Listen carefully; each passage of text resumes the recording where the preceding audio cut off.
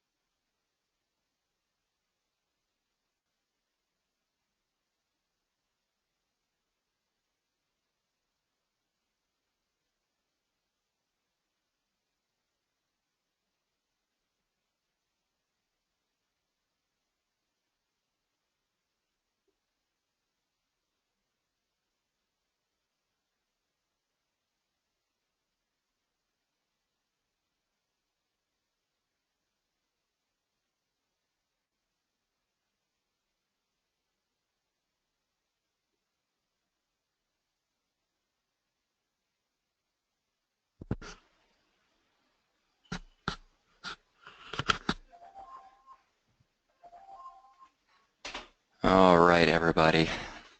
So again, Cody Strait here, Access eForms. You know, I've been doing this for a really long time, and I'm not one to get nervous, but for some reason, whenever I throw a countdown timer on this thing, like it just gets me going. So anyways, I don't know if you guys experienced that, but all right, hey, well, welcome. Thank you all for being here. I know that we've got a lot of people logged on right now. Looks like a few people are logging on, and I suspect within the next 10 minutes or so we'll have people continuing to hop aboard this train. So for those of you that are here and listening in, again, thanks a lot for your time this morning, afternoon, evening, wherever you happen to be in this world at this moment. So thank you very much.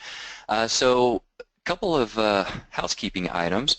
Again, this is a webinar, all right? So everybody here is on mute. I'm planning on going for about 25, 30 minutes or so. I've got some more time budgeted, so if those of you that are on this would like to stick around and ask a few questions, well, by all means, feel free to do so, and I'll stick around and answer those questions as long as they are continuing to come in. So again, this is a webinar, so like I said, you're all on mute, but I do want, and as I just mentioned, questions. I do want questions. I don't want this to be completely lacking in interactivity here, okay? So if you look at the GoToMeeting user interface, you'll see that there's a tab that says questions. So as I am going through this, please, if you have a question, type your question into there. It's going to come right to me, okay? And if I see it, and if you know, I'm not one that can chew bubble gum and walk or do anything else at the same time, so I may not be able to get to that question right away, but I will take all the questions at the end. And of course, I do want to make sure that I keep my session in within the appropriate time frame. All right, so again, Cody Strait. I'm the Director of Strategic Initiatives here at Access. Been around for quite some time. All my information is right there. So if any of you do want to contact or reach out to me directly, I am more than happy to field any calls, questions that you might have. All right, moving onward then. Let me change my screen. Okay. Okay, so here's the key topics that we're actually going to be talking about today. Converting paper or back office processes into fully electronic processes. We want to talk about some basically workflow, and specifically if you're using paper workflow to route forms around for approvals, that's problematic for a variety of reasons. So we're going to talk about how we can help you automate those approval workflows and do so using business rules to provide some dynamic capacities to them. We're going to talk about eliminating lost forms as well, and hey, this is a Lawson slash Infor specific session here. So if you have questions relative to that particular topic or side of things, feel free to do so, because again, this audience is should be all Lawson users. If you're not a Lawson user or an Infor user, no problem. Hang out anyways. It should be fun. All right. Okay. Few customers. I'm not going to spend a whole lot of time on this. The whole point of this slide, this fancy slide with all these logos flying across, it is just to let you know we've been around for quite some time. We have customers all across the U.S., Canada, Ireland, United Kingdom, the rest of the EU, so we're all over the place, and we have customers that are both small and customers that are large. Now, our pedigree is healthcare. Okay, so that's where we got our start, and that's where we put the primary focus for our development for our products comes within the healthcare world. So that's where everything starts. But you know, while we have, you can see here, a variety of healthcare customers, we also have, in the past several years, expanded and acquired many other customers outside of the healthcare industry. We actually have the U.S. Federal Reserve. We have the U.S. Forestry Service using this technology that I'll be showing you today. We even have the Girl Scouts of America using this solution, which if you know, my wife's a Girl Scout troop leader, my daughter's in the Girl Scouts, so that's always a nice little point of pride. All right, continuing onward.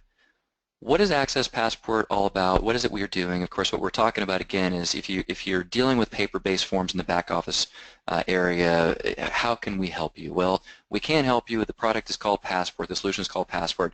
And here's the thing: is whenever I talk with customers and they say, "What do you guys do? What does Access do?" I start talking about paper gaps, and I say, well, what we try to help you do is we try to help you eliminate all the paper gaps throughout your organization. And people say, okay, well, that sounds fine, but I have Cerner, I have Epic. It's like, great, no problem. I get that, and we talk about the clinical capacities. And again, those systems absorb or consume a lot of the paper-based processes on the clinical side, but typically there's still a few paper-based processes out there. And then I'll start talking with them about, you know, patient engagement, and that's where usually a lot of the paper is. But then I'll transition the conversation to, well, what about government forms? What about forms that you guys have to fill out, whether it's on the clinical side of things or just on the business administration side of things? Anytime you deal with government forms, what about those? And you're like, oh yeah, those are still paper. And also, what about the back office? And it's funny, I'll go to a conference like HIMSS, and I'll talk to a CIO or an IT director, and they'll say, oh, we're largely paperless. And I'll say, well, what about the back office? Oh no, that's tons of paper. It's like, well, don't forget about the back office, guys. That's part of your organization as well. So it seems as though in the healthcare world, you guys are oftentimes underserved. You know, the MRI machines and CT machines and whatnot, those seem to get the majority of the money. But nonetheless, that's where the paper gaps typically exist throughout a hospital. And then we start talking to the customer along the lines of what we typically see, and this is just across the the spectrum of a hospital, is we'll have a registration department. They'll have a couple of forms there that are still in paper. Same thing for the patient bedside or the clinical care areas, or patient portal. They want to make some processes electronic there in the back office. And what's interesting is that there's a lot of niche technology providers that will solve a particular paper-based problem in a specific area. So again, very, very niche. And also the hospitals, what we'll see is they'll look at these different departments, and people within the departments will look to solve their individual problems with paper, with, again, these niche technology solutions. And we call this the Band-Aid approach. And so what you wind up with is you wind up with all these different technologies out there across the entire enterprise that you're applying to these paper-based problems. And what that winds up providing or causing is just a litany of different technologies that IT has to manage, and it's not the ideal scenario. So here's our ultimate value prop across the entire organization. Again, after this, we're going to spend the rest of the time focusing exclusively on the back office, is this. With the Access suite of solutions, specifically the solution called Passport, it's one solution that can be used across the entire continuum of the hospital to eliminate any and all paper gaps, not just for one single process, not just for one single department, but for everywhere. So the far right over there on the back office, I'm going to be talking about things like personnel action forms, employee evaluations, expense reimbursements, purchase requests, those sorts of things. But here's the cool thing. Again, the same technology that we can apply to those solutions that can help automate those processes, integrate with Lawson, all this good stuff, it can be used at the bedside for converting paper-based procedural consent forms into fully electronic procedural consent forms. We can provide patient e-signature solutions in registration. We can allow users to fill, patients the ability to electronically fill out things like MRI questionnaires via your patient portal in advance. And my whole point is that it's all the same technology, and that's rare. That's very rare for a technology to be able to have so many applications and help solve so many different issues. All right, so let's talk about the back office. One of the things I just want to help frame your mind around is the following. What we typically see, and if you look, there's a document out there provided. You can see it down below. It's referenced AIMM, or the AIM. There was an AIM survey, and what they did is an AIM study, and they basically came to the realization that for every process that has to go through an approval process, it cost about $7.40 in both hard resources and also employee time is what that costs. So if you look at this from the perspective of, if you're submitting 150,000 pieces of paper a year through some sort of an approval process, and you extrapolate that, that equates to about, a little over $1 million worth of employee time that's invested into that. And so what I like to talk to customers about is, what if you could streamline that by just 10%? All right? That equates to $111,000 in employee time savings. Okay? What if you could have a 20% increase? Well, let's double that. That's $222,000 worth of employee time saved. All right. Now, does that mean that the hospital is going to all of a sudden put, $222,000 right back in their pocket? No, not necessarily. But that means that you equate that to the quantity of hours that your employees are spending with this time, and they get that time back to go do other more productive things. Specifically, let's talk about one of our customers. This is a Lawson customer out of Kansas City area. And they started using our products about 5 years ago, give or take a year or so. And they started off with about 15 different form processes. And they largely focused within the human resources area, and there was a couple of purchasing processes as well thrown into that. And they initially implemented our solution to convert 15 of these paper-based form processes to fully electronic processes.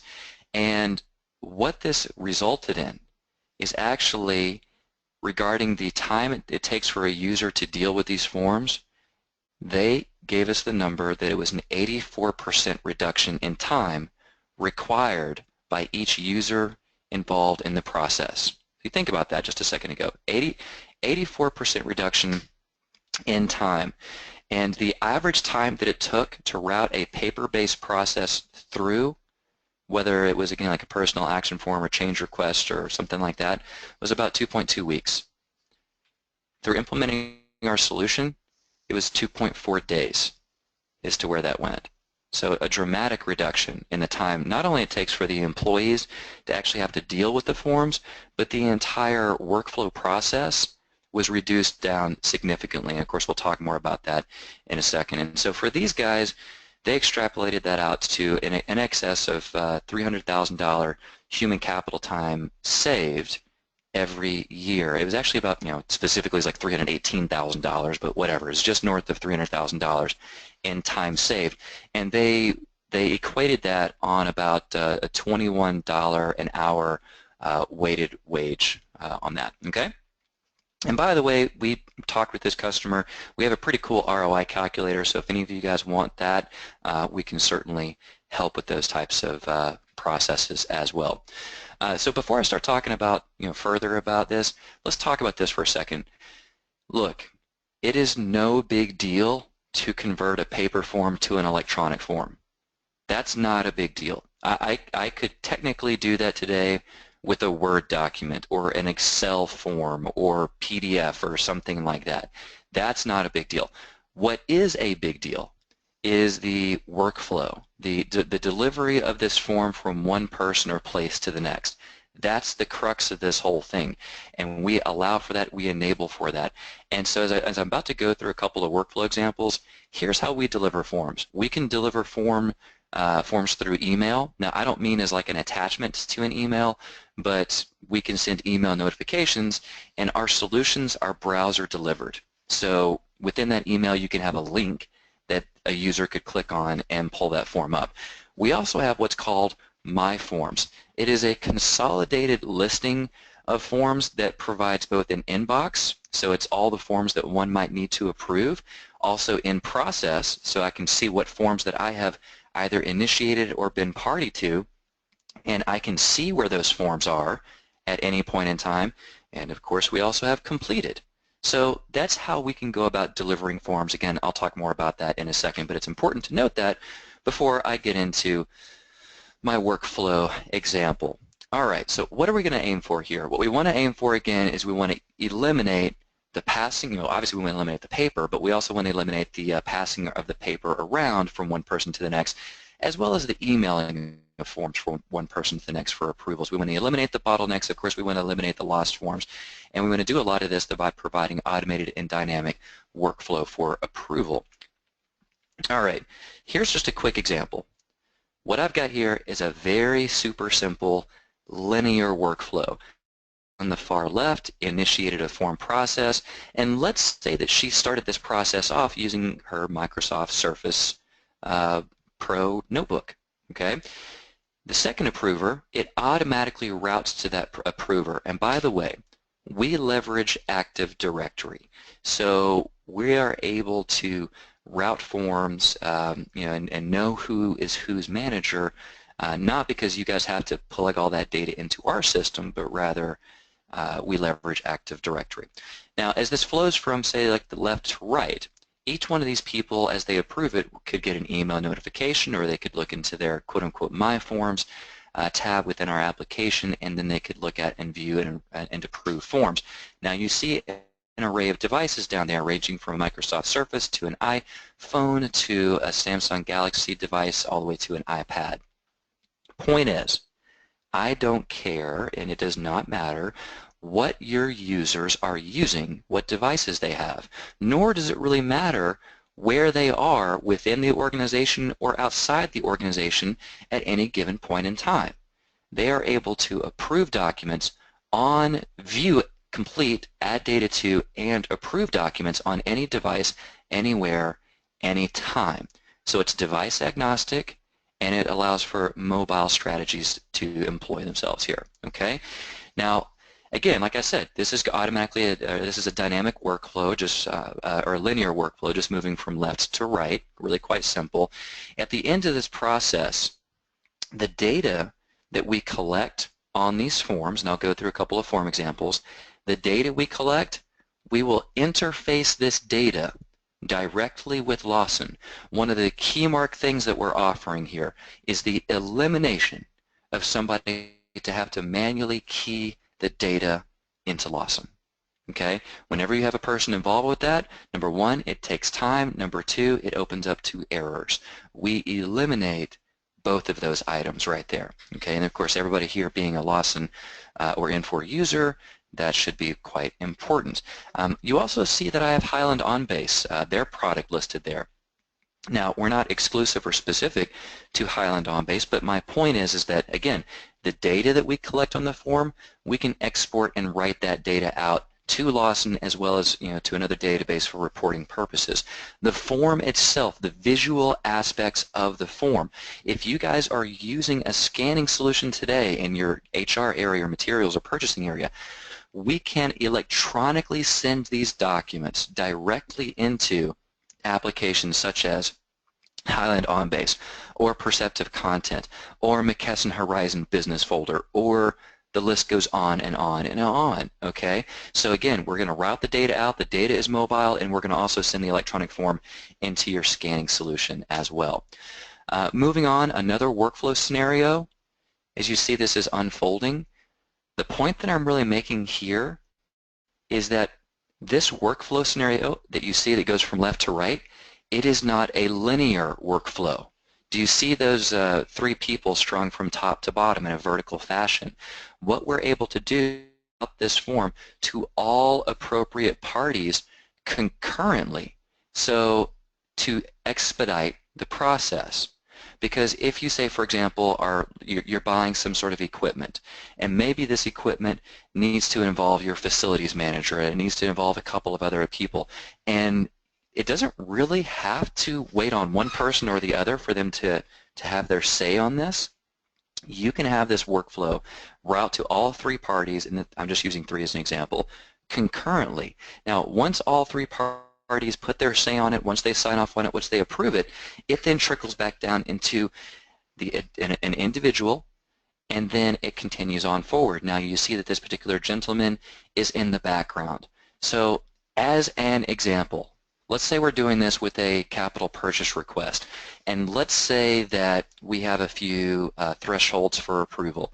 Let's say that the VP of a department has the, they have to sign off on everything, okay?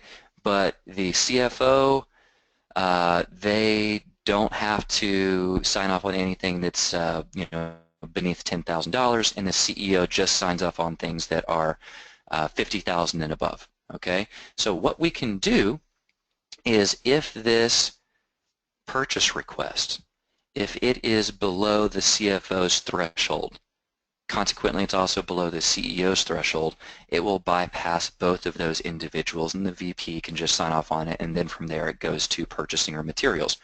If, however, it is, in this example, in excess of $10,000, well, it gets routed to the CFO for their approval dynamically. If it, however, is beneath $50,000, it bypasses the CEO. If it's in excess of $50,000, it goes to the CEO for approval. So there you have it. There's just a quick and simple example of a few workflow scenarios here. And again, it's just so many different things we can talk about, but with this being a high-level webinar, I'm trying to keep it brief. Overview. 100% paperless workflow. One of the things that's also important for you guys to know is we have the ability to attach electronic documents to these workflows.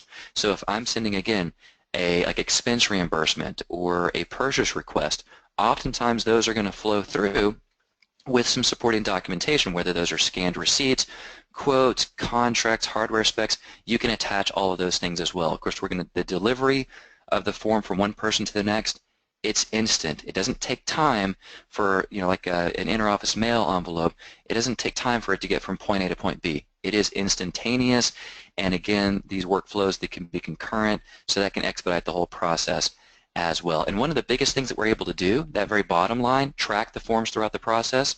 Consequently, what we're doing is we are eliminating all lost forms, and all forms are fully trackable. And a few examples here, as you can see this list pick up, and then I'm going to show you a few examples.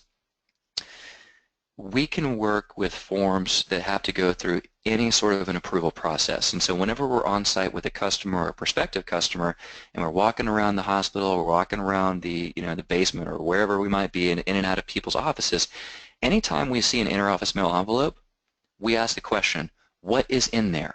What do you have in there? And it could be just any sort of thing. And frankly, anything that is being stuffed into an interoffice mail envelope can be converted to a paperless process with automated workflows within our Passport application. Okay, so let's go over and let me show you a couple of things. And by the way, as a reminder, if you have questions, please feel free to type those into the questions tab. I'm seeing a couple of those questions come in. All right, so I'm logging into my application. Note that I am in Internet Explorer. Again, this is a browser-delivered solution. So, and it's browser agnostic too. So I don't care if you're using Chrome or Firefox or Safari. It doesn't matter. Okay. Now, the cool thing about this too is I'm logging in with what might seem like kind of a funky username, and of course there's my password. Well, the reason I'm logging in with the funky username is because this is not a demo system. This is a live system, guys. This is our system here at Access, and what I mean by that is we use our own products. We used to use paper forms and an array of Word documents, and we would mail forms around because we were largely a virtual company, so we would, like I said, actually snail mail forms. We would fax forms, believe it or not, scan forms, email forms, fill out Word forms and email them, all that sort of junk, right? Well, we use this internally. So what you're seeing again, this is not a demo environment. This is our actual application of this. Now, I'm in Passport right now. You see a variety of tabs. I'm in what's called the eForms catalog. And here on the left, we have a variety of form groups. These form groups are fully customizable. Okay, so you can see I've got sales, professional services, HCM, which we call human capital management, admin, onboarding, self-service, other employee forms, support services, business, public, all these sorts of things. So let's take a look at onboarding. Here's a variety of forms that we have in onboarding. Now let's talk about that process. One of the things that we can do for onboarding is, as we have hired somebody, rather than inundating them with paper forms, we send them, number one, an email that says, hey, welcome to Access, please click this link. And they click on that link and it brings up an initial form where they enter in just their generic data, their name, date of birth, social, address, phone, all that business. Then from there, they have a variety of other forms that they have to fill out. Like in this case for us, an electronic data policy, emergency contact information, employee info, add and change, employee onboarding status. In this case here we have Alabama A4 and a variety, California DE4. Okay, so the point is that we send them all of the appropriate forms that are required for them to fill out. Now I'm going to click on this I-9. I pull that up and it brings this up in another tab in my browser. There we go. Now here's an interesting thing about this I-9. Number one, it is a government form. And look at that. It looks exactly like the government form. And I'm clicking on the next pages. Now, we don't really get into action until we get like to page 7, so I'm going to go ahead and go over to page 7. Actually, nope, yep, there it is, page 6, I'm sorry. Now let's get to page 7. Here we go. And what it does is it brings in all of my information, and from there I can just add to it. I can check the appropriate boxes, and notice that as I'm clicking on this, it's only allowing me to check one. So not only are we able to convert this to an electronic form, but we're also able to add validation rules to this so that I can help eliminate human error. And that's one of the big problems, obviously, with paper-based processes as well, is that you don't have the ability to do that. And here, and there's more areas that I can go down and more pages I can go through, but you guys get it. I can sign off on this. Now I'm going to try to click on this, but it says, wait a second, please enter the employee's street address. And it takes me right to that area where I have to type in my address. So the point is, not only is it ensuring that I have to fill out the appropriate fields, if I try to sign off on this and submit it for approval, it's not going to allow me to do that. So we're trying to eliminate incorrect forms and partially filled out forms. Now I'm going to go over here to our self-service form group, and you can see here I've got all sorts of fun things: business card order form, employee disciplinary notice, employee exit interview, employee add change, all sorts of neat things. And also I have just a broader employee form group. I'm going to go to expense reimbursement. And again, this is not a demo form. This is my actual form. This is what Access uses. So this is our expense reimbursement form. Notice it automatically populates with my information. It automatically populates with my employer's information. And I'm going to, and we have calendar functions as well that you can put on this thing, but for whatever reason this one's not on here. And let's say I booked a flight and customer name was Saint something Hospital, and that flight cost me $333, and I'm tabbing over and I use my Amex. but because, let's do this, 05/05/2016, and food, and let's say that I bought some food and I spent $5 at a coffee shop, but they didn't take my American Express, so I paid for that out of pocket. And of course, you can see down here it adds up. All right, so again, it's really quite simple how all of this works out. And I can say the purpose was a business trip / demo. Now, I am going to try to sign off on this. And oops, please enter the beginning date of this expense report. So I'll say this was 05/01/2016, and it went through 05/15/2016. And I try to sign off on it. And it's now I've completed all the required fields, but here's a friendly little reminder, have you attached receipts? Oh darn it, I forgot to do that. So I'm going to go to No, and I click on Attach Receipts. And what it does, it brings up this attachment window where I can browse out to my computer and grab any sort of file that I would want to attach this. I click Add, and they're then added to the document. Then I could sign off on it and approve it. And like I said, I'm not going to do that right now because this is a live form, and I don't want my supervisor, David Wilding, getting confused why I've done all these sorts of things. Anyhow, let's go back over here. As I said earlier, we have the ability to do delivery notifications, and this is actually my email. This is not a dummy system. Again, this is my email, and so you can see right here I sent out a variety of expense reports. So here's one that I sent out 3 days ago. Dear Cody, thank you for submitting your expense report. It's been sent to David Wilding at davidwilding@access.com for approval for your reference, blah, blah, blah, blah, blah. Okay. Then check this out. I also got a notification later on, the expense report and reimbursement you submitted has been approved by your supervisor, and it's sent to financial services for processing. Now, I don't think we have specific times on here as to when these were done, but the bottom line is they were the same day. All right, so that all occurred for us the same day, which otherwise used to take us quite some time. All right, back over here. What I also have is this nifty little thing here called My Forms. Now, what oftentimes, and I've got just a couple more minutes and then I'm done, guys, because again, this was supposed to be a relatively high-level expedited session. We have a lot of customers tell us, I have a CFO that gets loads of purchase requests, and this particular CFO, he or she does not want to be inundated with copious amounts of emails for notifications that they have forms to approve. They have enough to deal with. So, okay, no problem. You don't have to do email notifications.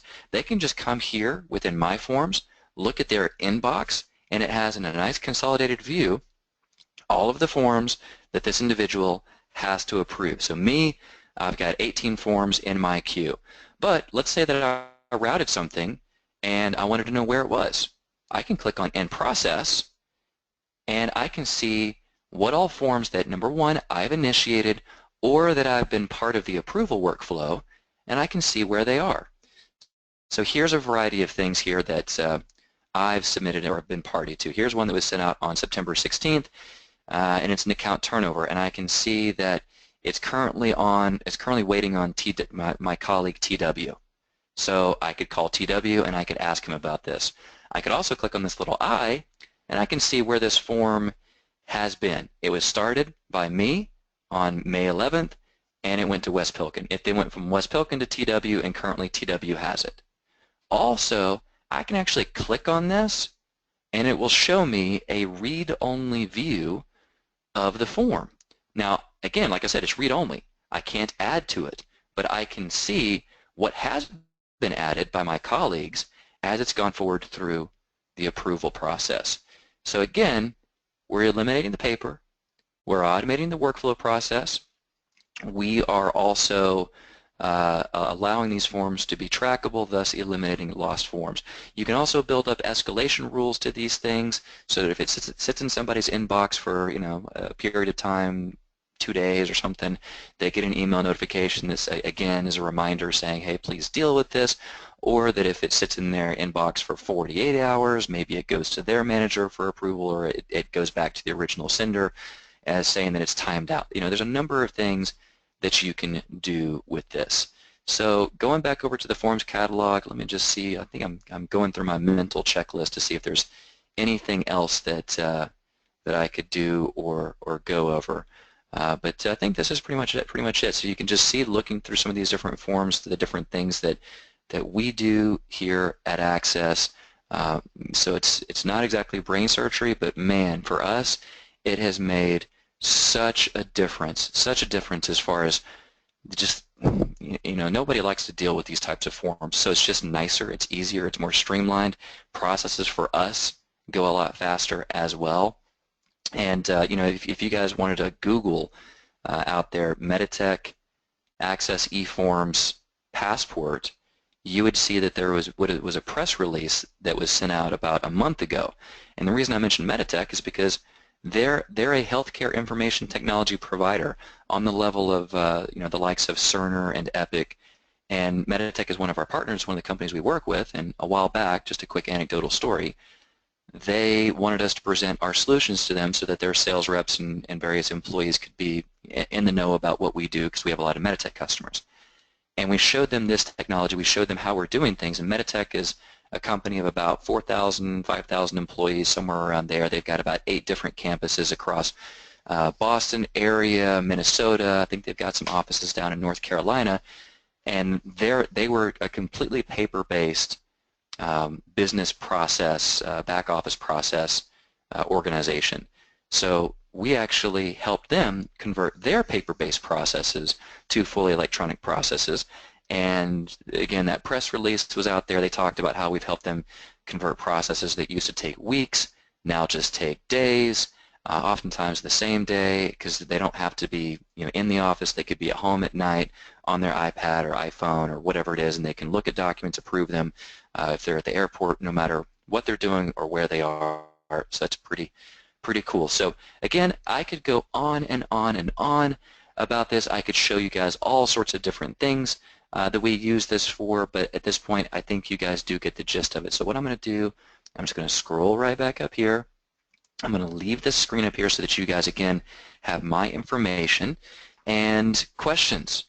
I'm going to take questions now. So I'm opening up the question dialog box, and if you want to continue to stick around and hear some of these questions out or ask questions, by all means, please feel free to do so. So again, if you have questions, open up that question dialog box and I will get to those in order as which they came in. Okay, so let's see if I can expand this, pop this out for my own viewing benefit. Okay, so I see a few questions in the queue here. Question number 1, can you escalate this? Okay, so what I'm assuming that question is asking is regarding workflow.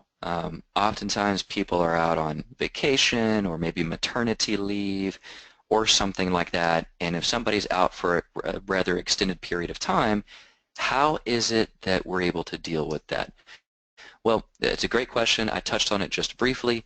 Yes, we are able to do escalations, and we can do them as part of the workflow itself, or where it's just programmed into it, where, like I said, after this form sits in somebody's inbox for a couple of days or something, it might send them a reminder, or maybe it will escalate past that particular person.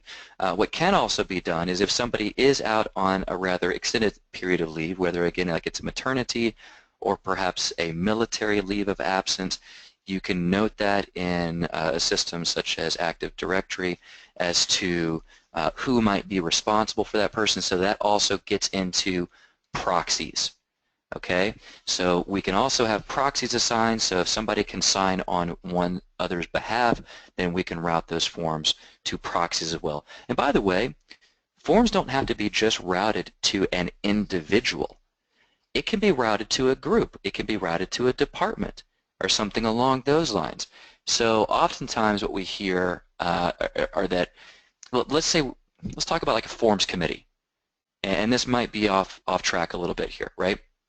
But there might be multiple people involved in a forms committee, and you might want to route a form to all of them for approval, but you just send it to a group, and you have these people associated with the group, and then they all get it collectively as a group.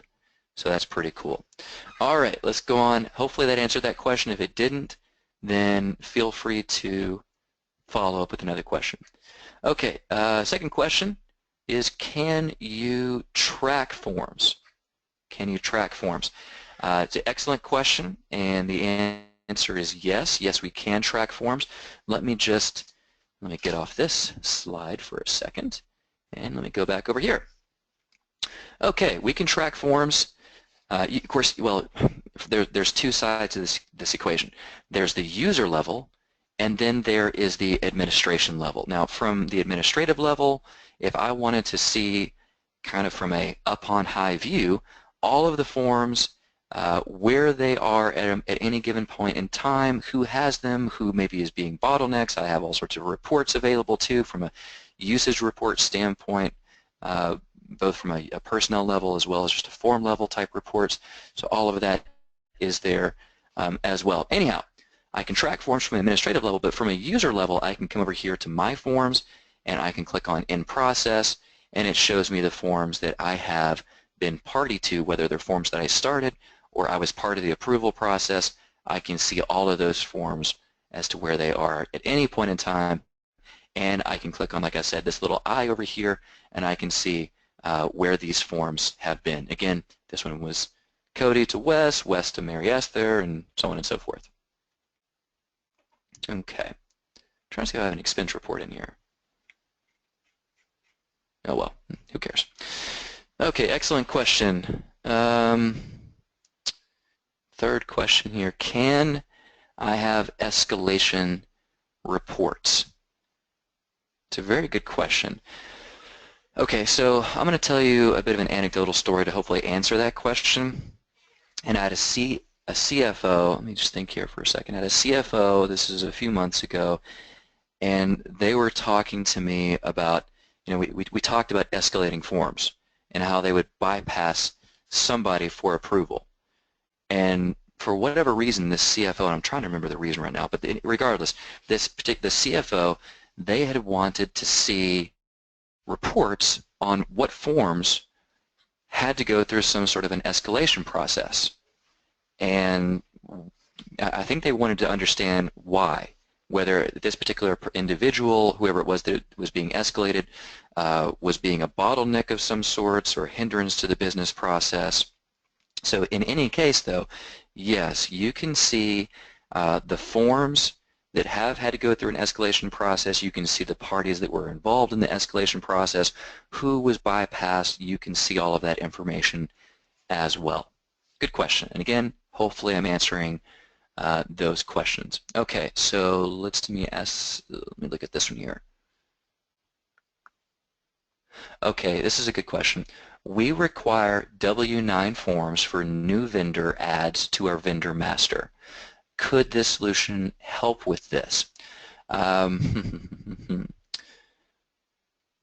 I'd have to probably talk with you further about that process, because I'm a vendor and I'm party to a sales process quite a bit, and so oftentimes, as Nancy, it was you asking that question. So let's say that you wanted to. This is not meant to be totally self-gratuitous here, but if you were to want to buy our technologies, right? And you say, this access looks great, I want to buy some of this stuff. Please get me a W-9. That's what I typically see as a vendor in these processes is, and I take my W-9 and I just email it to you, and it's all good, no problem at all. Now, what you certainly could do is, let's say that you are, okay, so let's look at this from this perspective, all right? You have our technologies in place today, and I am a new vendor. I'm vendor X, all right? And you want to buy whatever cool widget that I've got. And so what you do is you can send me. Now again, we're not part of the same organization here, all right? You're at your hospital, I'm a vendor. We don't share networks, we don't share systems. But you can send me, you can submit to me I'll call it new vendor information request form. And on that form, it could have a checklist of all of the items that you require from me as a new vendor, vendor X. And I could enter in my company's information, my my company's name, my company's address, my company phone number, my company fax, company website, company tax ID, whatever it is you would want me to add in there. You can also have checkboxes that might say, check the boxes that you've added your W-9. Check the box that you've added your COI, whatever, I can't remember the name, certificate of insurance, okay? You've checked all of these things. And also you could submit to me your BAA, whatever it is that you would want to send, all right? In any case, I can attach anything that I might need to add to that form. I can attach my W-9 to that. I can then sign off on it electronically, and of course before it lets me sign off on it, I have to ensure that I've checked all the appropriate boxes and attached the appropriate items, so I'm not submitting to you something that is halfway complete. So anyways, I attach everything, I check the boxes, I sign off on it, and then it goes right back to you, and everything again is trackable, okay? So and then I think, sorry to continue on spending more and more time on your question here, but I think a big crux of that question that you might be asking is, okay, you get a lot of this data back on the form that I submitted.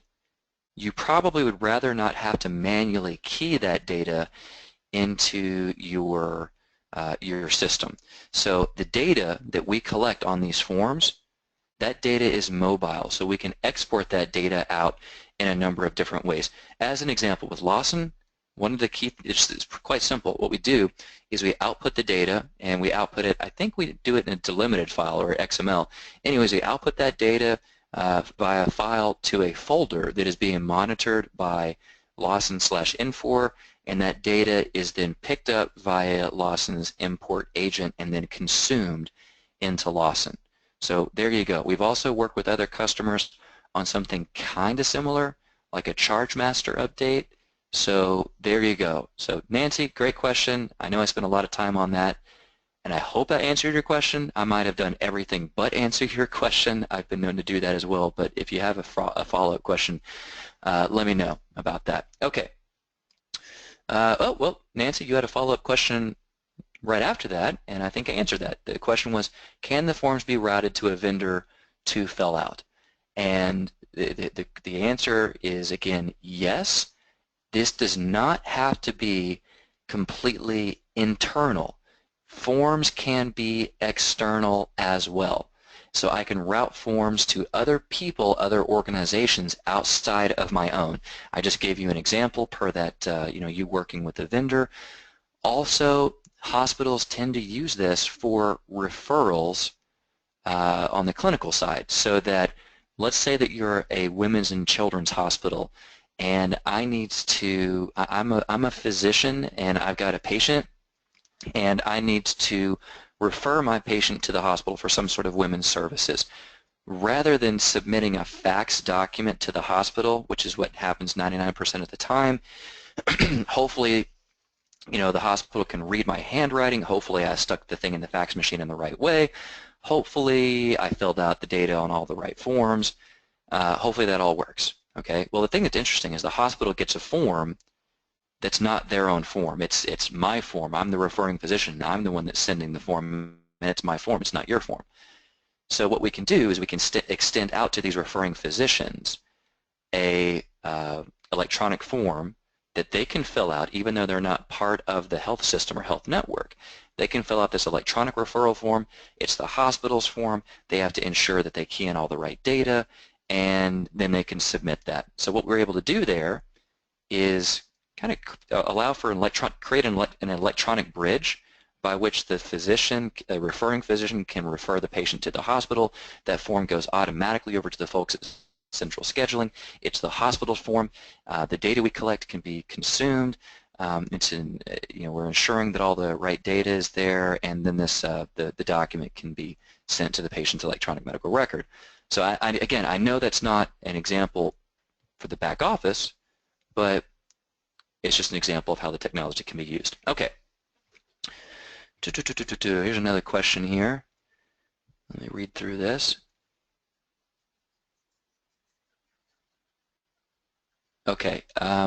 Is anyone using this for returned goods or repairs?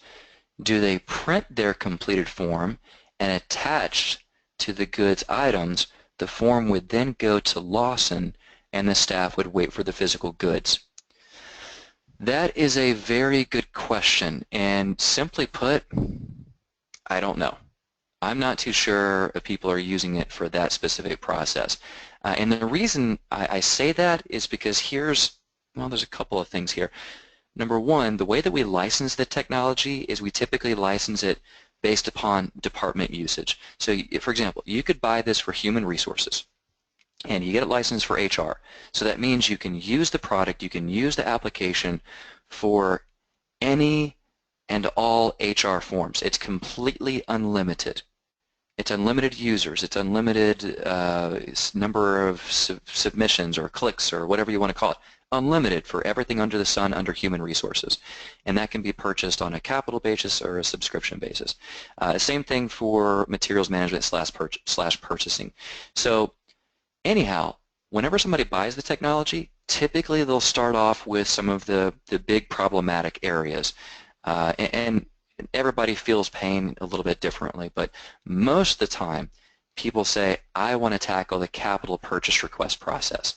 That one's a mess. I want to do expense reimbursements. I want to do whatever it is that it might be. And I've not heard of anyone wanting to tackle that the damaged or returned goods form initially, but again, because we like the customers to have the tools and have the technology and be up on creating their own forms and creating their own processes, then it certainly is something. If you're stuffing it into an envelope and you're routing it around for approval and you want that data to be put back into Lawson, then I would say, generally speaking, yes, but I'd probably want to talk about that process a little bit more about how you guys are doing it. Hopefully that was helpful. Good question, though. Okay, that's the last question that I see coming through right now. Now, and I've seen a few people, as I'm looking at my attendees list, it's dwindled a little bit here and there since I know, we've gone over the time. Obviously, this is the Q&A section here. So, are there any other questions? I'll say that this is kind of the last call for questions as they've seem to have subsided. But if there's any more questions, type those questions in. I will do the best I can to answer those questions. But what I will say, again, guys, thank you so very much for your time. I greatly appreciate it. This session has been recorded as well, so if you like what you see here and you want to look through it a little bit further, you're welcome to look at the video that will be sent out to you. You can pass the video along. If any of you want any help on ROI studies, again, let me flash my information back up there. If any of you want help on ROI studies, or you would like some marketing material on some of these things, or you want a more specific demonstration relative to, say, a return goods or repairs process, we'd be happy to interface with you guys on those levels. So again, I don't see any questions coming through, so I will go ahead and shut this thing down. Guys, thank you so much for your time today. I greatly appreciate the attention. I appreciate the questions. Have a good rest of your Thursday. Have a good weekend, and again, thanks for your time.